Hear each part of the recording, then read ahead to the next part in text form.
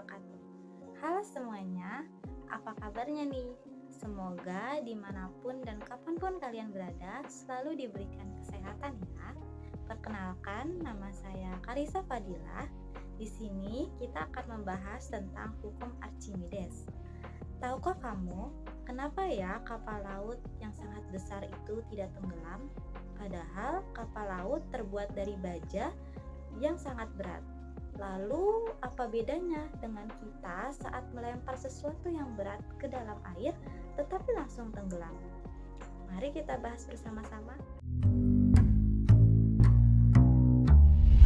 Waktu kecil kita pasti pernah main di pinggir kolam, terus iseng lempar batu ke dalam air. Waktu batunya tenggelam, kita pun bertanya-tanya, kenapa bisa begitu? Kita mungkin berpikir, mungkin karena batu itu berat.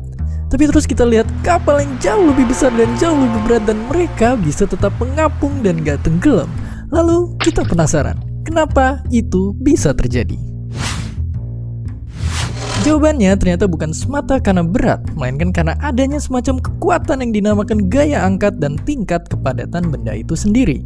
Gaya yang satu ini ditemukan sama orang jenius ini, yang bilang kalau sebuah benda dicelupin ke dalam air, baik sebagian atau seluruhnya, maka ia akan mengalami gaya angkat ke atas yang sama besar dengan berat air yang dipindahkannya itu. Tapi si gaya angkat ini nggak akan mampu mengangkat bakso kalau bola daging idola kita ini lebih berat dari kuah bakso dalam ukuran yang sama.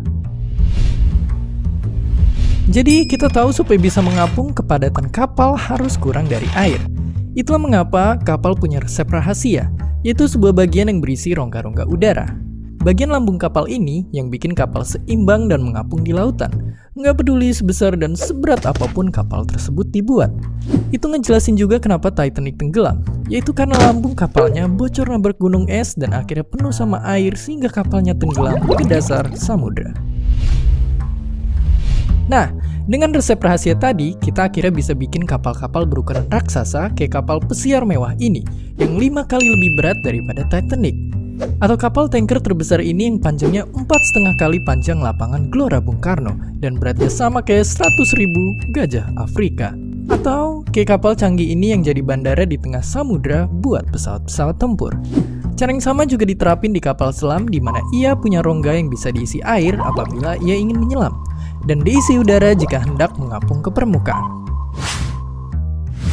Jadi kita udah tahu kenapa kapal yang besar banget itu bisa berlayar di samudra luas. Dan mulai sekarang kita pun bisa request ke abang supaya bikin ruang udara di dalam bakso agar mengapung di mangkok biar gampang dimakan. Dan seperti biasa, terima kasih. Hukum Archimedes pertama kali ditemukan oleh ilmuwan asal Yunani pada tahun 812 sampai 827 sebelum Masehi. Bapak ilmuwan yang menemukan hukum Archimedes bernama Archimedes. Pada kala itu, Archimedes tengah membuktikan keaslian emas pada mahkota milik seorang raja. Ketika itu, Archimedes memasukkan mahkota tersebut ke dalam air, lalu ia menentukan massa jenis dari mahkota tersebut. Setelah beberapa eksperimen yang dilakukan, ia mencari tahu massa jenis dari emas murni. Ternyata, massa jenis yang dimiliki oleh mahkota milik sang raja berbeda dengan massa jenis emas murni, sehingga dapat disimpulkan bahwa mahkota milik seorang raja tersebut tidak mengandung emas murni. Sehingga terdapat bunyi dari hukum Archimedes, yaitu sebuah benda ataupun zat yang dimasukkan sebagian atau seluruhnya ke dalam zat cair akan mengalami gaya ke atas yang besarnya sama dengan massa zat cair yang dipindahkan oleh benda tersebut.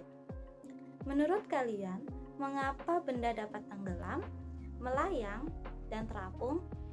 Lalu, apa faktor yang mempengaruhinya? Salah satu faktor yang mempengaruhinya yaitu perbedaan massa jenis.